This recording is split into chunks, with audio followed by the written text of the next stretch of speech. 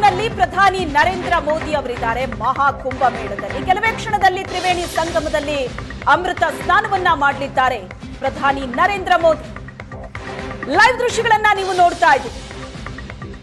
ತ್ರಿವೇಣಿ ಸಂಗಮದಲ್ಲಿ ಮಿಂದೇಳಲಿದ್ದಾರೆ ಪ್ರಧಾನಿ ಮೋದಿ.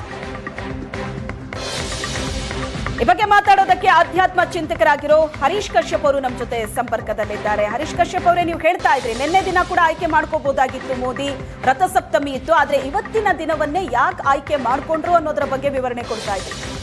ಹೌದು, ಸಾರಿ, ಈಗ ಲೈನ್ ಕಟ್ ಆಗಿತ್ತು.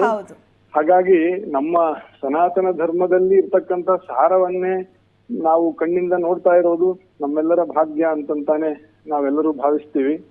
ಇವತ್ತು ಯಾಕೆ ವಿಶೇಷವಾಗಿ ಇದೆ ಅಂತಂದ್ರೆ, ಇವತ್ತು ಭೀಷ್ಮಾಚಾರ್ಯರು ದೇಹವನ್ನು ತೊರೆದ ದಿನ.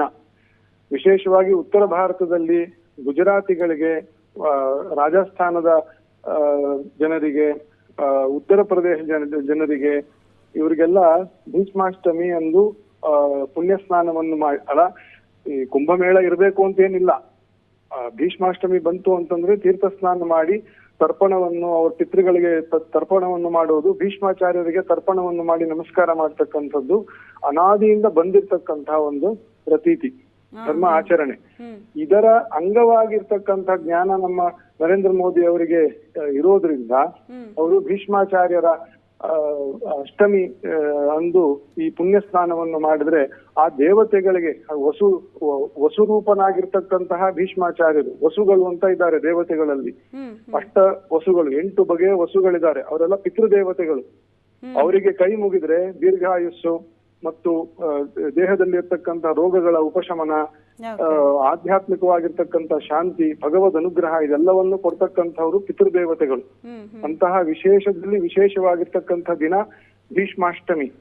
ಅಂತಹ ದಿನವನ್ನೇ ಅವರು ಆರಿಸ್ಕೊಂಡಿದ್ದಾರೆ ಈ ಸ್ನಾನಕ್ಕೆ ಅಂತಂತಂದ್ರೆ 100ಕ್ಕೆ 100% ಅವರಿಗೆ ಈ ಭೀಷ್ಮಾಷ್ಟಮಿಯ ಜ್ಞಾನದಿಂದಲೇ ಮಾಡ್ತಾ ಇರ್ತಕ್ಕಂಥದ್ದು ಅತ್ಯಂತ ಪ್ರಶಸ್ತವಾಗಿರ್ತಕ್ಕಂತಹ ದಿನ. ಅವರಿಗೆ ಅದಕ್ಕೆ ತಕ್ಕಂತಹ ಸತ್ಫಲಗಳು ಭೀಷ್ಮಾಚಾರ್ಯರ ಅನುಗ್ರಹದಿಂದ ಬಂದೇ ಬರ್ತದೆ ಅಂತಂತ ನನ್ನ ಭಾವನೆ. ಓಕೆ,